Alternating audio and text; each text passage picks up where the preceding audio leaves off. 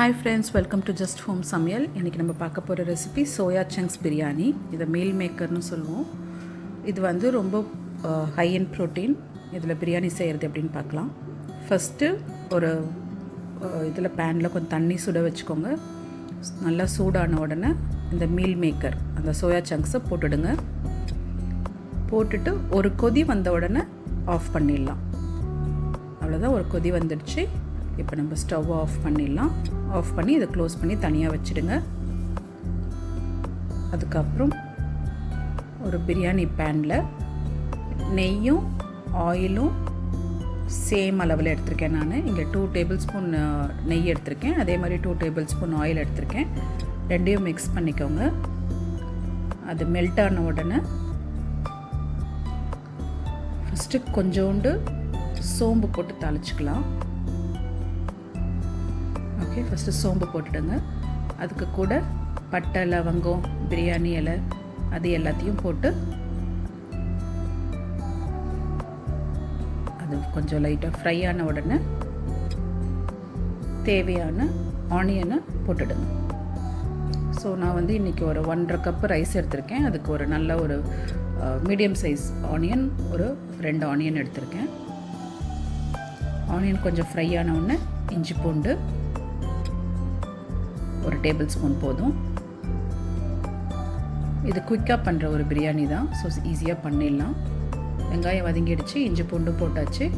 அதே டைமில் வந்து இப்போ நம்ம சோயா சங்க்ஸ் போடணும். அது வந்து நல்லா கொதிச்சு ஆஃப் பண்ணி வச்சுருக்கோம் இல்லையா, அதை வந்து வடிகட்டிட்டு நல்லா புழிஞ்சிட்டு எடுத்துகிட்டு வந்திருக்கேன். ஸோ இப்போ இதை வந்து இது கூட ஆட் பண்ணிக்கலாம். இந்த ஆனியனும் ஜிஞ்சர் கார்லிக் பேஸ்ட்டும் போட்டு வதக்குனதில் அதோடு சேர்த்து இதையும் ஒரு வதக்கிடுங்க. அவ்வளோதான். இப்போ இதுக்கு கூட நான் கொஞ்சோண்டு பன்னீர், அன்றைக்கி பன்னீர் டிக்கா பண்ணதில் கொஞ்சம் அந்த அன்ஈவன் ஷேப்லாம் இருந்தது, அதை வந்து நான் இதுக்கு யூஸ் பண்ணிக்கிட்டேன். கொஞ்சம் கேப்சிகம், கொஞ்சம் புதினா அண்ட் தக்காளி. ஸோ வேறு ஏதாவது வெஜிடபிள் கூட நீங்கள் யூஸ் பண்ணிக்கலாம். நான் வெறும் கேப்சிகமும் பன்னீரும் மட்டும் போட்டிருக்கேன். இந்த பன்னீர் ஸ்கொயர் பன்னீர்லாம் டிக்காவில் போட்டாச்சு. ஸோ இந்த எக்ஸ்ட்ரா இருந்தது எல்லாத்தையும் வேஸ்ட் பண்ண வேணாமேன்னு சொல்லிட்டு நான் இந்த பிரியாணியில் ஆட் பண்ணிட்டேன். இதுக்கு கூட மஞ்சத்தூள், தேவையான அளவுக்கு காரத்துக்கு தேவையான அளவுக்கு மிளகாத்தூள். நான் ஒரு 2.5 ஸ்பூன்ஸ் யூஸ் பண்ணியிருக்கேன். உங்களுக்கு எவ்வளோ வேணுமோ அது மாதிரி போட்டுக்கோங்க. அப்புறம் இதுக்கு கூட ஒரு 1/2 ஸ்பூன் கரம் மசாலா, அப்புறம் உப்பு. அவ்வளோதான். மஞ்சத்தூள், மிளகாத்தூள், கரம் மசாலா, உப்பு, இது மட்டும் போதும். இதுக்கு கூட கொஞ்சோண்டு தயிர் ஆட் பண்ணிக்கோங்க. அவ்வளவுதான். நல்லா மிக்ஸ் பண்ணிவிட்டு ஒரு 2 மினிட்ஸ் விட்டோம்னா இந்த மசாலா எல்லாம் சேர்ந்து ஒரு கொதி வரும்.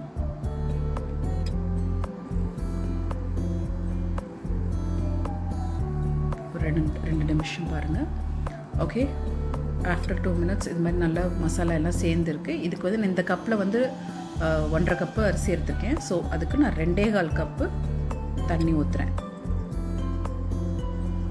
ஒரு கப்புக்கு 1.5 கப்பு அளவு. ஸோ 1.5 கப்புக்கு 2.25 கப்பு தண்ணி ஊற்றி நல்லா கலக்கிடுங்க. கலக்கிட்டு கவர் பண்ணி கொதிக்க விடுங்க. ஓகே, இப்போ ஒரு 3-4 மினிட்ஸ் ஆகிடுச்சு. இது நல்லா கொதிச்சு வந்திருக்கு. கேமராவில் அந்த ஸ்டீம் பட்டதுனால கிளியராக இல்லை. இப்போ பார்த்தீங்கன்னா நல்லா தண்ணி கொதிச்சிருக்கு. இதுக்கு கூட அரிசி ஊற வச்சு வடிகட்டி வச்சுருக்க பாஸ்மதி ரைஸை போட்டுக்கிறேன். ஸோ 1.5 கப்பு அரிசி, 1.5 டம்ளர் அரிசி இது. அவ்வளவுதான். இதை கலக்கி விட்டாச்சு. இப்போ திருப்பியும் மூடி வச்சுருங்க. ஸோ ஒரு 3-4 மினிட்ஸ்க்கு அப்புறம் பார்த்தீங்கன்னா தண்ணி வந்து பாதியாக குறைஞ்சி தண்ணியும் அப்படியே அரிசியும் கலந்த மாதிரி இருக்கும். இந்த சமயத்தில் கலர் வேணும்னா அதோட அந்த பிரியாணி கலர் வரணுன்றதுக்காக ஒரு ஆரஞ்சு கலரும் கூட கொஞ்சம் கொத்தமல்லியும் போட்டு மூடி போட்டுட்டு இதுக்கப்புறம் தம் வைக்க போகிறோம்.